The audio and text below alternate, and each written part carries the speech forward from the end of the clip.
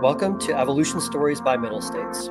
This interview series is devoted to teaching you how to lead change in education. We're here because facilitating change in schools has never been harder or more important. So this is your place to learn from those who are leading the way. What does it take to grow a school from under 100 students to over 500 students in Brazil when you're from Paraguay, you were born in South Korea, and you grew up mostly in the United States? And you never wanted to be an educator in the first place. You wanted to go into the fashion industry, and in fact had a successful career in the fashion industry before you became a head of school. We're about to hear from a true third culture kid, Catarina Chen, on how she's a leader in education and a leader of change. Welcome back, everybody. My name is Christian Talbot. I am the president of the Middle States Association, and I am joined today by a very special guest, Catarina Song Chen. She serves the United States Department of State in two capacities. She is a regional education officer overseeing schools in South America, Central America, and the Caribbean, which is a huge swath of the world to be overseeing. And she also is the inaugural leader of their strategic initiatives and partnerships. Prior to that, she was an international educator with more than 15 years of experience, leading an international school in Brazil. In 2015, she was awarded the National Distinguished Principal Award there. Kat holds a BA in philosophy from UCLA, a master's in education administration from Pepperdine, a fellowship from the Klingenstein Center here in the city at Columbia, women's leadership in government at Washington University in St. Louis. And last year, because all of those things were not enough, she continued her education by completing the advanced management program at the Wharton School here in Philadelphia at the University of Pennsylvania. Kat was born in South Korea, very different place. Kat was born in South Korea. She grew up in Paraguay. She's a citizen of the United States, fluent in English, Portuguese, Korean, and Spanish, and is a true third culture kid, I think. Yes, so I am. Welcome to Evolution Stories, Kat. Thank you. Thank you for having me. Yeah. So let's start at your beginning. What drew you to education? Wow. I want to say that it was accidental. There are people who call me a retrofitted educator. Oh, interesting. That's because my first passion was actually fashion. I worked in fashion. I had my own business in fashion. And straight out of high school, I knew what I wanted to do. I wanted to become the fashion merchandiser. I knew where I wanted to work. I wanted to work at Neiman Marcus in Beverly Hills. I knew exactly what I wanted to do. But my parents thought that perhaps it would be wise for me to give college a try. And so they talked me into trying out a 4-year degree first. And then later, if I wanted to, I could always go back to what I wanted to do. So I heeded to their advice, but I didn't know what I would do outside of fashion. And so I said, okay, what am I to do with my life? So I thought perhaps philosophy would be a great way to discover the meaning of life and where I'm supposed to be. Wow. And so that's how I got into philosophy. And then what do you do with a 4-year degree in philosophy? I came out saying, okay, now I have a 4-year degree. Now what? And then I remember looking through the newspaper ad and saw that there was an opportunity to substitute teach. And I thought, okay, I could do this part-time while I think about what I want to do. And came across an ad to substitute teach. I started doing that. And then somehow became in demand. They liked me, and certain schools put me on their priority list of substitute teachers. And as I started showing up repeatedly at certain schools, there were people who were teachers who noticed that I guess I had a knack for teaching. And they said, oh, you should pursue teaching. And so I applied. And at that time, I didn't have a teaching degree. But I saw that in California, they were giving out emergency credentials at that time. Mm-hmm. And so I got hired as a teacher and pursued my emergency credential at that time. And that's how it all started. I'm just trying to kind of square the circle here. So you knew what you wanted to do in fashion. Yes. you take this detour Mhm. of a certain kind for college, and then after that, you don't go back to fashion.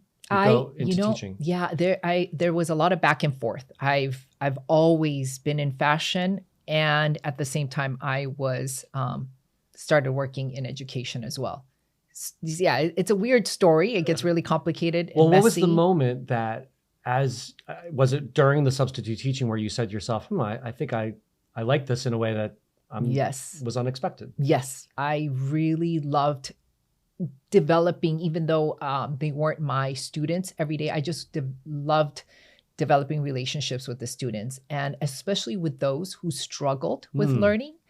I started feeling a sense of like fulfillment when working with students who struggled, and I guess it's because I was a struggling student as well when I was younger. Well, you couldn't have struggled too long if you majored in philosophy at UCLA. No, I struggled the whole time, believe me. Yeah. Yeah. So I'm just guessing here that you're a substitute teacher at LA in the LA Unified School District. Yeah, it was actually the Norwalk La Mirada Unified School District. Okay. Mhm. Probably you were dealing with some challenging situations, right? Yes, yes. Yeah. Yeah, and I ended up working at a Title I school. And, in hindsight, I think that all teachers should go or should have that experience. You learn a lot. And I feel that, when you're in a classroom with 30 plus students with a range of learning needs and learning styles, you really learn to become an efficient and strong teacher. Is that where you learned to speak Spanish? Or no, you grew up in Paraguay, so you already knew Yes, Spanish. yes. Yeah. And that really helped. I bet. Yes. They were probably surprised to know that you Oh, knew yeah. Spanish. They called me la china que habla español. Oh, wow. Yeah. Wow. Okay. Mhm. And did they know that you knew what that meant? Initially, no. And then when I responded in Spanish, they would really be surprised. Right. Yeah. And you were a substitute, so this surprise was probably happening. Oh, yeah. No, you there know. were so many pranks played, and especially if I substitute taught at like a high school, and the kids were all taller than me, and I'd show up fresh out of college, and they looked at me and said, "Are you the new student?" And I'd say, "No, I'm your substitute teacher. Now have a seat." And they try to play tricks and say, "Oh, I can't do the work because, or my friend can't do the work because he doesn't understand English." So I sat down and explained everything in Spanish, and they'd be like, "Wow, okay, can't mess with her." That's fantastic. So after you decided, okay, I'm going to stick with this, you end up in Brazil, and you're once again invited to take on a position that you didn't anticipate taking on. Can you tell us a little bit about that story? Yeah. So this is like after my teaching gig, I went back to fashion, and I was traveling a lot to Brazil at that time. I came up with my own fashion brand, and I was responsible for the whole vertical operations of the brand. And so I traveled to Brazil to meet with designers and, choose the textiles and whatnot. And during that trip, my husband said, "Hey, do you want to come and visit the school where I studied growing up?" And he also studied at an American school growing up. I did too, in Paraguay. And he studied in Brazil at that time. And so I said, sure, went to go visit the school. And when I met the head of school then, who found out just from our conversation that I used to teach, she said, "Well, how long are you here? Because we're in need of a substitute teacher. We have a teacher that's going on maternity leave. Could you substitute teach for a bit?" And so I said, "Okay, well, I'm here for a bit. Why not? It'd be a fun experience."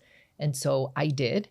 And then that led to a contract as a teacher. And then they were implementing the IB program. And so they wanted me to lead that. And then some unfortunate things happened at the school. And when the head of school was let go, the board had asked if I could step up as interim head of school. That was a scary thought. And there were lots of issues at the school at that time. And I guess I was young and naive and didn't know exactly what I was getting into, but I thought the challenge was very interesting. And I love challenges. So I said yes. And so that 1 year interim turned into 15 years. Wow. So my friend Adam Bryant, who's written a number of books on leadership, has discerned from like literally over 1,000 interviews with executives that there is a certain kind of leader that he calls like the run to the fire leader. Like when there's a fire, they don't run away from it, they run to it.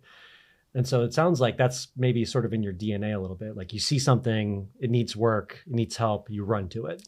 It's funny that you use that analogy because at our school, every time we had a fire drill, and one time there was a real fire and we were all supposed to be in our places, and my job was to go somewhere else and take care of another responsibility, but I couldn't help myself. I got the extinguisher and went straight to the fire. And they said, Catarina, that's not your role.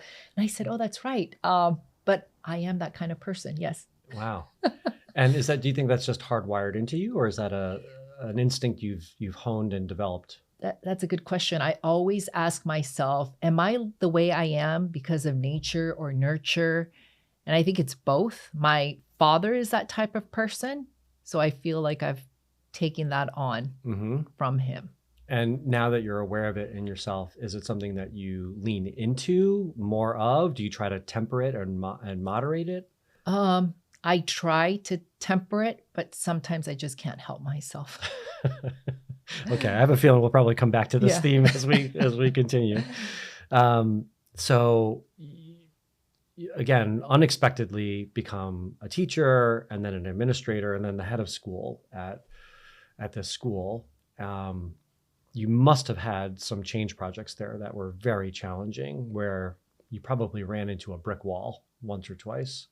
And I'm wondering if you could talk a little bit about that experience. Yes. Well, interestingly enough, when I was invited to serve as a head of school, the school was already 55 years old. But when I stepped into that position, I realized that it felt like a 55-year-old startup. And that's because I discovered many things while sitting in that position. The school did not have a license to operate. It was a great school, but like I think many schools in the past, they're just established by families or people with good intentions, and they just truly cared about the teaching and learning and didn't really think about, putting all the licenses and certificates and everything that you got to do in place. So this is why accreditation exists. Yes. And and funny enough, when I stepped into that position, we received an accreditation visit the year prior and told us that we were at risk of losing our accreditation. And the school was in the red, unfortunately. There were, I think, 5 different heads of schools in a 6-year period. Wow. Yeah. And the enrollment was low. And I always wondered, why is there not a wait list? Usually I hear about international schools having a long wait list, but we didn't. And so we had to do a lot of digging up, and we engaged in a market research and realized all the myths that were surrounding the image of our school. And so first thing was first, we had to battle all those myths. Can you dig into that a little bit more? Because I'm just imagining, and I might be wrong, so correct me if I'm missing the mark here, but I'm putting myself into that scene and thinking, okay, I'm kind of a new head of school. I've never done this job before. So that's its own learning curve, right? Although you had owned a business, so maybe that did prepare you in some ways. But you have a school whose community probably loves it, and suddenly you're uncovering lots of things that are, inadequate or deficient or problematic. And I'm guessing some people didn't want to know that or hear that. like if those were probably unwelcome discoveries that you were making. And did that happen? And if so, how did you handle that? Yeah, so I didn't think it would, at that time, I didn't think it was necessary to publicize that. And so that was the kind of work that we engaged in the background. Okay. So I felt like in the background, we were taking 5 steps back and, customer facing, we were trying to take 3 steps forward. And it just kind of felt like a constant dance. So every time you try to advance, you'd run into a different wall because something wasn't taken care of in the past. Right. So it always felt like 3 steps forward, 2 steps back, and just this constant dance. That must have been so frustrating. Frustrating, yes, but also very interesting. I was always just mesmerized by how everything worked. And for me, it was just constantly just one curiosity after another, just always perplexed that nothing was not, I don't want to say nothing, but many things weren't taken care of. But it also presented itself as a fun challenge or a fun project for me to pursue and try to, fix whatever problem we were facing. Were any of those early attempts at fixing things unsuccessful? Oh, yeah, many things. And I think that's what's really helped me grow is by constantly running into walls or thinking something could be done and trying it and then not working. But all of that, I always like to look at the silver lining of all of that because every time there's a failed attempt, you always want to look back and try to figure out why didn't it work?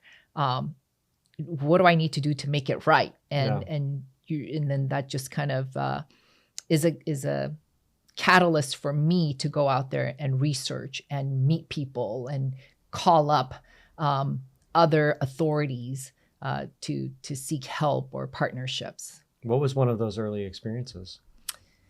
There were many. One particular problem that I could think of. Well, I don't know. Do you want a recent problem or do you want it's up to you. I think it'll be helpful for the audience to hear that this very successful leader wasn't always successful. And how did you navigate those difficulties? There are so many failures that have occurred. It's hard to pick one. In that 15-year tenure, there was a lot. But if I could think of one recent learning for me was trying to implement co-teaching at our school. We wanted to place 2 homeroom teachers in every class for all of elementary.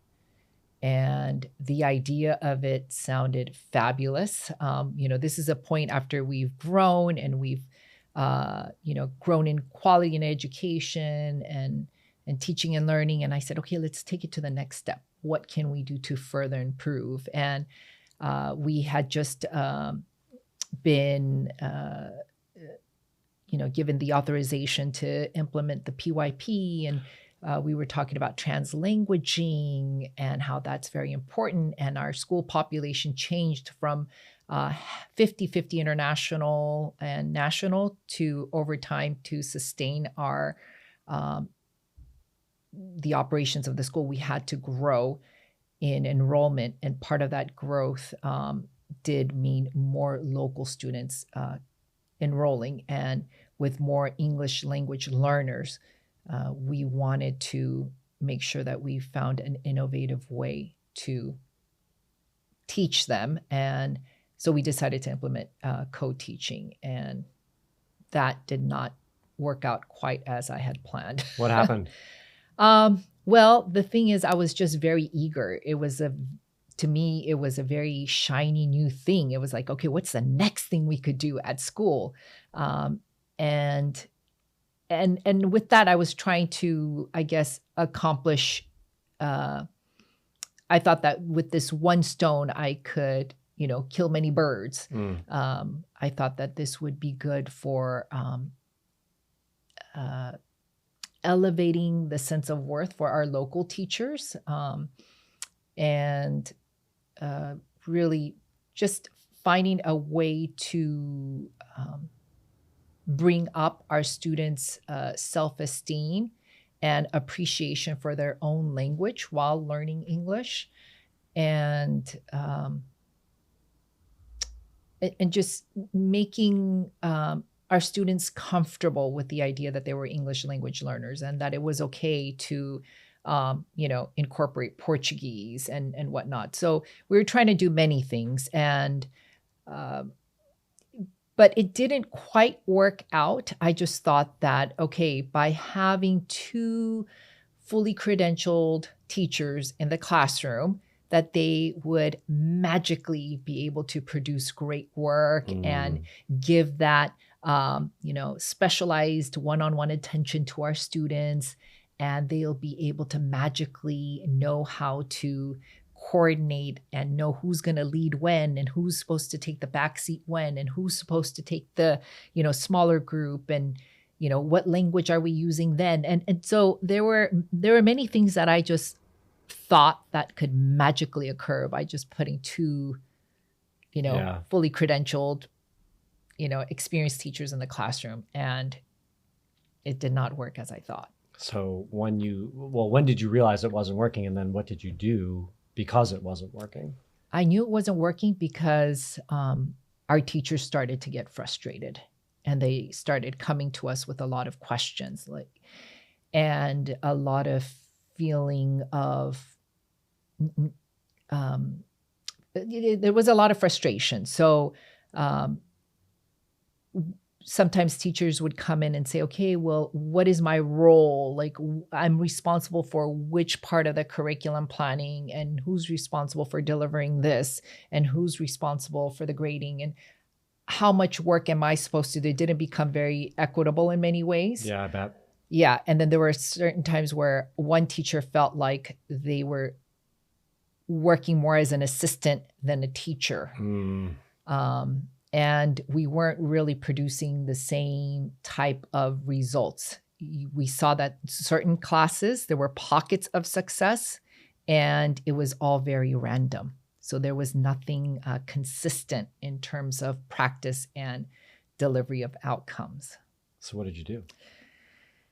I think, first of all, what I didn't do that led to the painstaking realization that this wasn't working was that I did not take the time to bring the teachers in when planning this, to ask them first, what do you think are some of the problems that could occur when implementing this?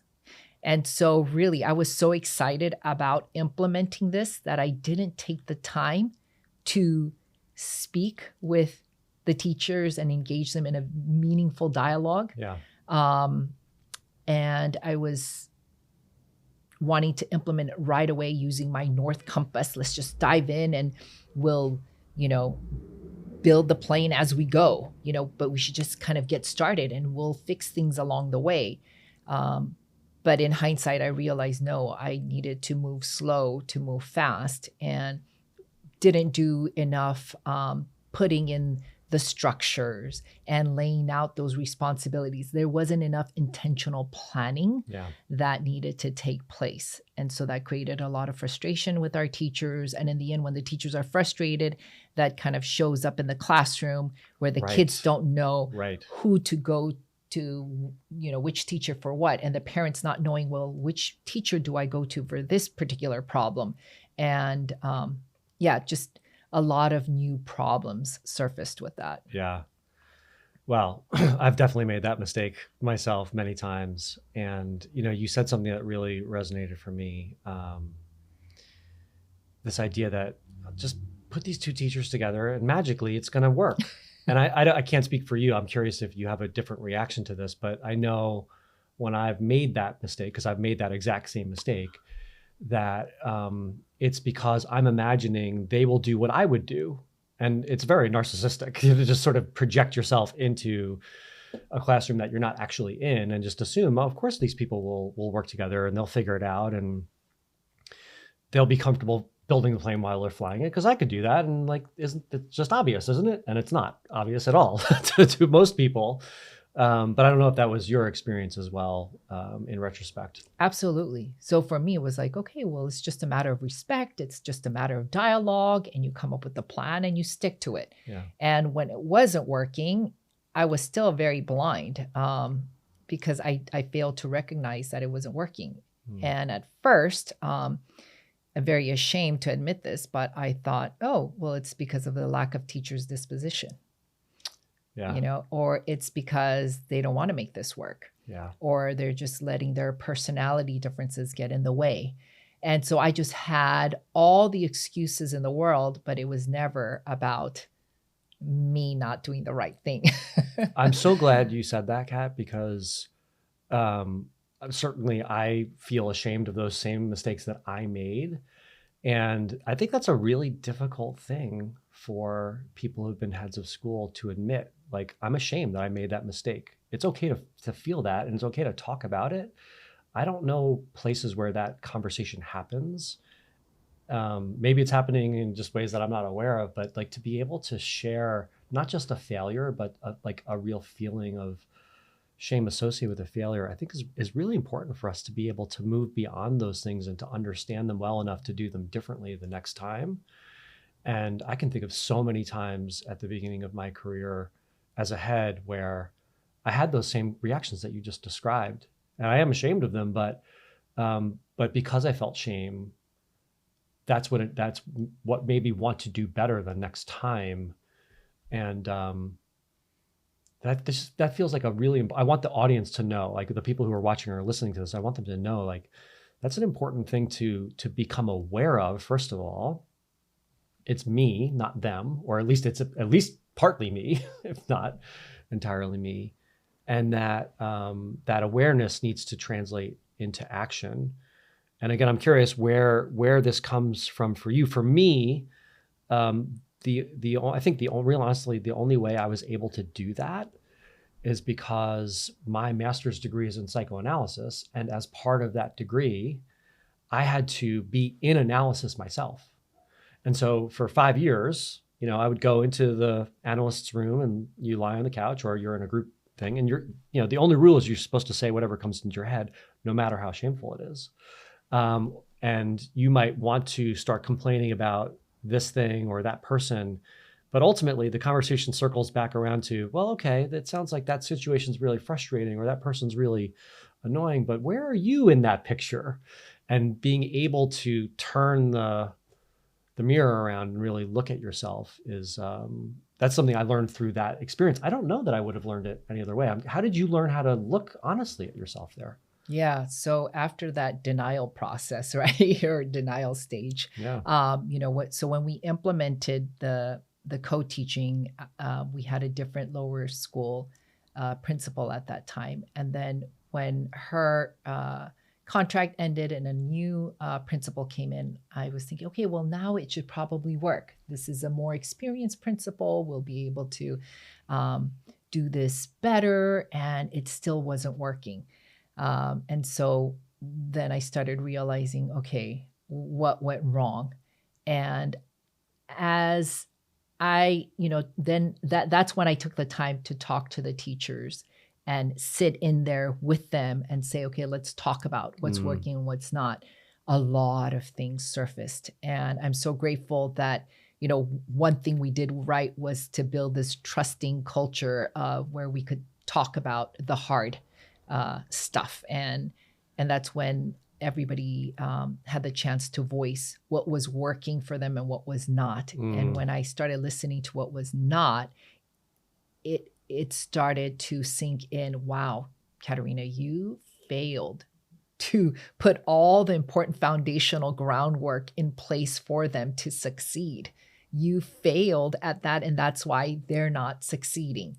And so that was a big realization. That's when I learned, okay, I don't know why I had this sense of urgency of wanting to implement this so fast that I just dove right into it without really taking the time Yeah. to lay that foundation. And yet, to the extent that you were able to change course, this is really interesting. I'd love to hear more from you about how did you build a trusting community? That doesn't happen by itself.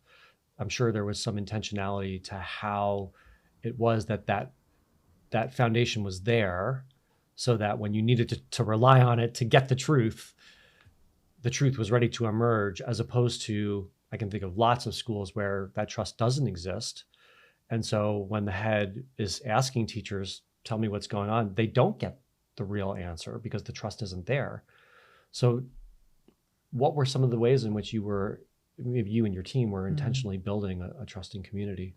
Well, that took years of building. And I think that involved me showing up to many of the events, whether it's team meetings, school events, just popping into the classroom, talking to the teachers, and really being interested in what they're doing, what they're learning, what they're liking, what they're not, and investing that time, but also constantly encouraging them to try whatever new idea that they had and put it into the classroom. I said, well, you just took a course on that. Try it out. Yeah. They said, oh, well, I'm afraid. I don't think I'm ready. I said, it doesn't matter. Just try it. And they would say, oh, what if I fail? I said, well, good. I'm glad if at least you've done it to know that it didn't work, and you could always try again. And just constantly, like a broken record, making sure I told them that, and always just kind of giving them a slight nudge. Try it, do it. I want to know what happens. Yeah. I will respect you more for trying and falling flat in your face than saying, I'd rather do it the safe way and just stay status quo. Yeah. And I think, and when they failed, I think they just kind of felt okay because there was no reprimand. Mm-hmm. It was just merely reflections of, okay, well, what can we do next time? Yeah. Didn't work. You don't want to do it, or do you want to try again in a different way? Yeah. And I think that just kind of let them know, oh, okay, she's not out to just, look out for our mistakes and then fire us. Right, right. Well, I mean, you said you had a lot of failures, but I'm sure you had lots of successes. What's maybe one of the changes that you brought about that you're proudest of, or where you feel like I really earned this one? Well, it's what we just talked about, is building a tight-knit culture. I think I'm most proud of that. And as a head of school, I always knew that my number one responsibility, in addition to recruiting the best teachers and putting them in the classroom, is being the chief cultural officer. Mm-hmm. And that meant, embracing the school's mission and vision, but always making sure that I'm walking that talk. Yeah. And explicitly modeling and using the language that I wanted everyone to use. And so one good example, one story that I really appreciate, and I know it will stay with me forever, is when we were growing. Because when I started, we had, a little less than 100 students. And by the time, and we almost lost our accreditation, Yeah. right? And our students had gone into like 4 US universities at that time. Like that was like the most ever. And by the time I left, after 15 years, we had 550 students. Holy cow. We had a master plan in place. We had been building out the new buildings. Students were getting into the top 20 universities, but more importantly, the schools of their choice. Mm-hmm. But all of that didn't just happen, just serendipitously, right? I mean, Yeah. students, at that time, we only had like 8 students in the classroom when we first began. But I knew that part of growing the school successfully in terms of teaching and learning meant that we first needed the resources, the finances to be able to do that. And to do that, you need more numbers in the classroom, right? We need more students.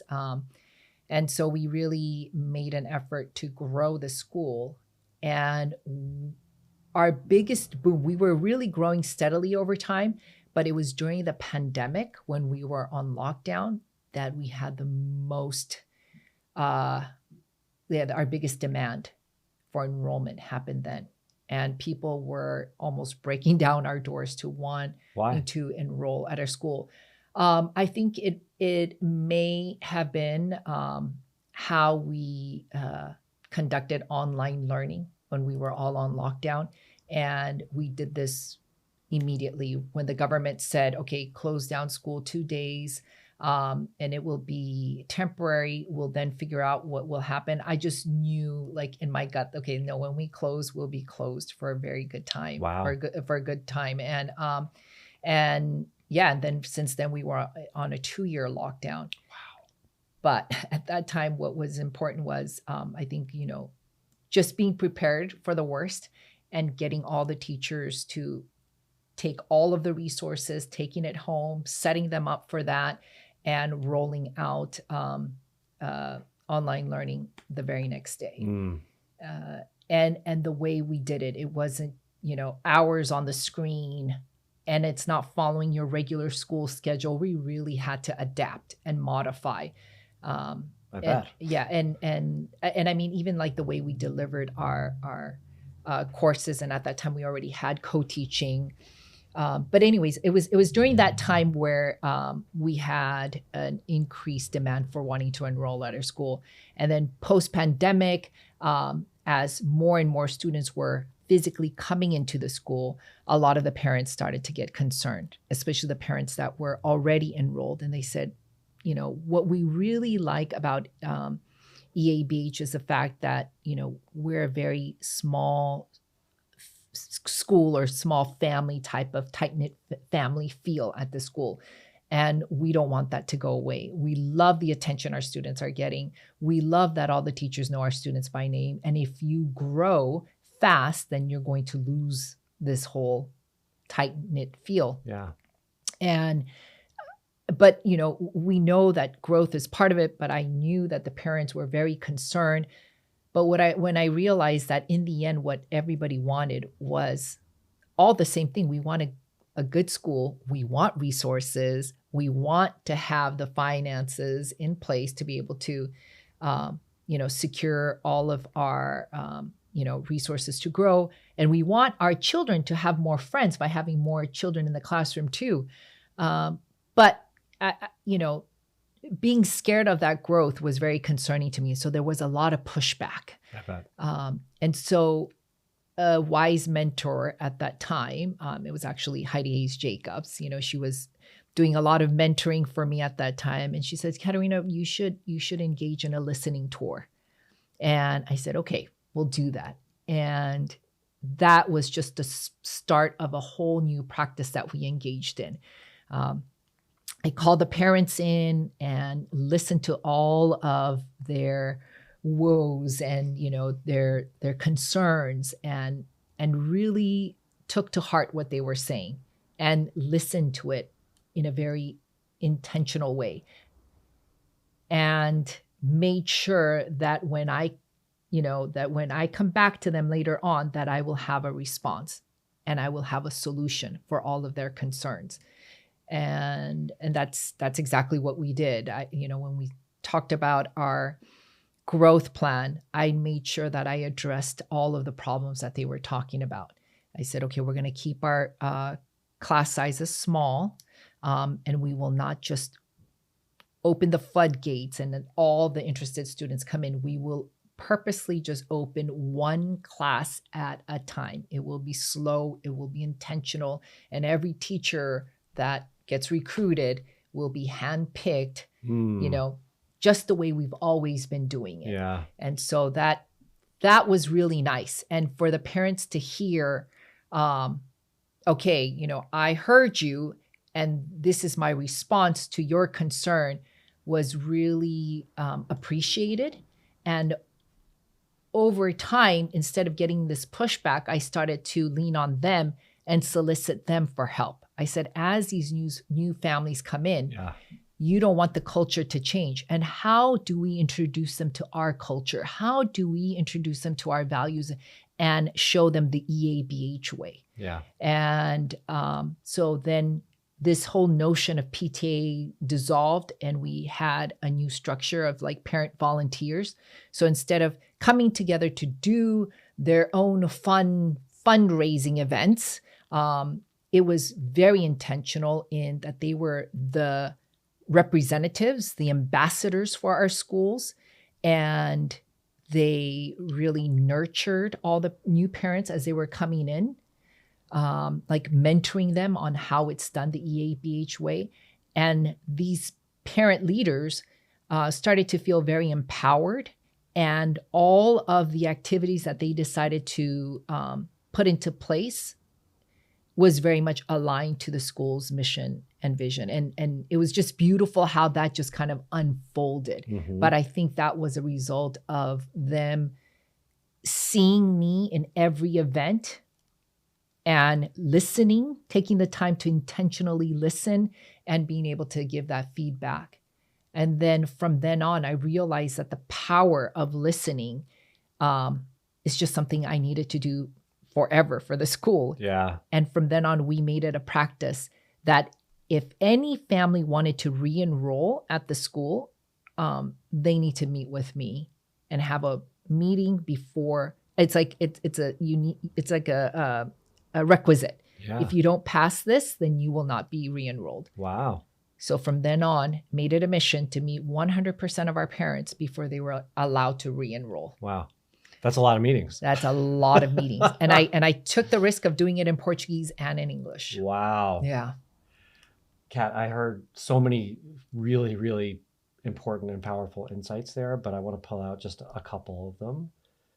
And again, mostly for selfish reasons, like I'm seeing my own failures and growth in what you just described. Showing up, just being present and listening, actively listening, because you weren't passively listening, you were actively listening and demonstrating that through your ability to articulate back to them what you had heard, and they could confirm that. That's like putting deposits in the bank, right? It's like every time you show up, they know she's here for us. Every time you listen actively, they know she's listening to us. And that's like, you're slowly building up a bank account that you can invest for other things in the future. And I know early on, again, in my career, I just started spending. I was putting so many charges on my proverbial credit card, but I hadn't built up the trust, and I hadn't listened carefully enough. And of course, the bill comes due, eventually, which was a lesson I learned the hard way. But the other thing you said that really, really resonates for me is that as you were listening, you were thinking about solutions to the things they were bringing up, many of which had to do with their worries about the change. So there's this really interesting dynamic. You're trying to create change. They're trying to, I don't know that I would say they're trying to resist change, but they're trying to hold on to something. And it sounds like what you communicated, probably in multiple ways, is we all want the same thing, and let's agree on the things that are not going to change, which are the things that are the most important to the families, right? Like, what is it that makes this place so special? Let's name those things. Let's have you involved in bringing the next generation of families into those things.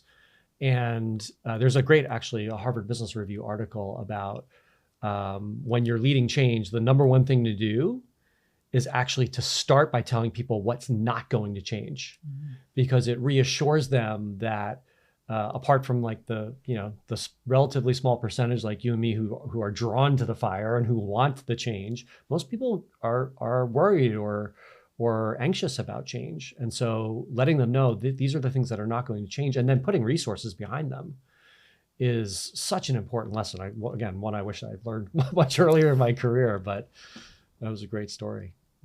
Yeah. So at this point in your career, and maybe we can end here, how do you think about change that's successful versus change that's a failure?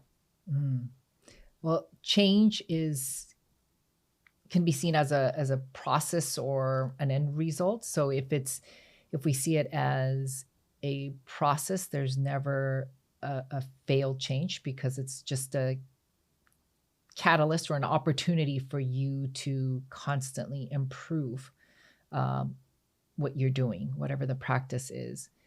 But if we're talking in terms of an end result, I think a successful change is one in terms of education, right? Something that that really improves teaching and learning for students. It really engages all of your stakeholders. That's interesting. Say more about that. Yeah, because whatever practice you're engaging in, you want to make sure that even your students know what's going on at school. And they know what's going on and why it's happening. And you won't believe how your biggest cheerleaders can be your 3-year-olds. I shocked myself. I remember when I did an assembly with our early childhood students, telling them about the big master plan that we were putting into place and why we were doing it. I wasn't sure if I was being effective or not. Yeah. I wasn't sure if they were understanding me, and I used the most simple language as I could. And my biggest assurance that I got was the next day I saw a mom in the parking lot, a mom of a 3-year-old child, and she said, "Oh, Catarina, what's this new building that you guys will be putting into place?" Because Pedro came home and he says, "The school has a dream, Mom. And the dream is to create better learning places for us." Wow. I have to tell you, in that moment, my eyes teared up and I just cried. And I said, wow. And when the kids know what's going on, they embrace it. They're all in too. And it's just beautiful. And so going back to what I was saying is when teaching and learning is improved, when all stakeholders are engaged, and really, and that's when the change sticks. It's sustainable, and it will continue on whether I'm there or not. Yeah. I love it. It's such a great place to end, because at Middle States, our point of view is, our reason for existence is we talk about, we're here to inspire wise change. And we use, it's kind of a strange combination of words, wise and change. But what we mean by it is that what's wise for one school is not going to be what's wise for another school. And I mean, everything that you've talked about really for me resonates with the concept of wise change. But that very last thing you said, that it has to involve and speak to all stakeholders, is to me really rooted in that idea that the change has to be grounded in wisdom, which is really, I think, about context. Wisdom comes from context and experience. So even a 3-year-old who doesn't have a whole lot of context and a whole lot of experience still has enough to be able to say to their mom, yes, the school has a dream, because the kid knows what a dream is, and it's for better learning environments. And the kid probably has an idea of what those are too. And to be able to communicate that to someone as young as 3 and probably as old as, older colleagues is a really powerful ability and talent. So thanks for sharing that and all the other stories, Kat. Oh, thank you. It was fun sharing these stories. It's a fun way to, reminisce about the past. Good. And lots of lessons for the audience for their futures. So again, thank you. Thank you.